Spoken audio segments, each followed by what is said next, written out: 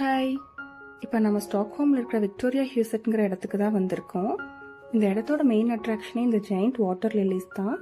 இந்த பிளான்ட்டோட ஆரிஜின் வந்து சவுத் அமெரிக்காவில் இருக்க அமேசான் ரெயின் ஃபாரஸ்ட். ஆனால் இப்போ இந்த செடியை உலகத்தில் நிறைய இடங்கள்ல அக்வாட்டிக் க்ரீன் ஹவுஸில் வளர்த்துட்டு வராங்க. இதோட இலை மட்டுமே 2 to 3 மீட்டர்ஸ் வரைக்கும் வளரும். இதோட பூ இன்னும் ஸ்பெஷல்.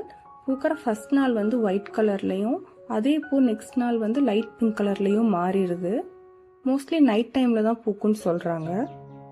இந்த க்ரீன் ஹவுஸ்குள்ளே வாட்டர் லில்லிஸ் மட்டும் இல்லை, இன்னும் ஒரு சில செடிங்களும் அப்புறம் சில க்ரீப்பிங் பிளான்ட்ஸும் வச்சுருக்காங்க. பார்க்கும்போது நமக்கு ஒரு ஃபாரஸ்ட் ஃபீல் வருது.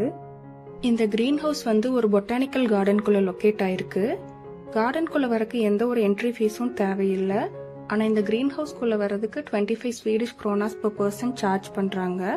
நம்ம ஊர் காசுக்கு 250 rupees வரும். இந்த க்ரீன் ஹவுஸ்க்கு வெளியில நிறைய கார்டன் ஸ்பேஸ் இருக்கு. அங்க ஆப்பிள், மல்பெரின்னு நிறைய பழ மரங்கள் வச்சிருந்தாங்க. இன்னொரு சைட்ல நிறைய ஃப்ளவரிங் பிளான்ட்ஸ் வச்சிருந்தாங்க. அந்த பிளேஸ் எல்லாமே நம்ம ஃப்ரீயாவே விசிட் பண்ணிக்கலாம்.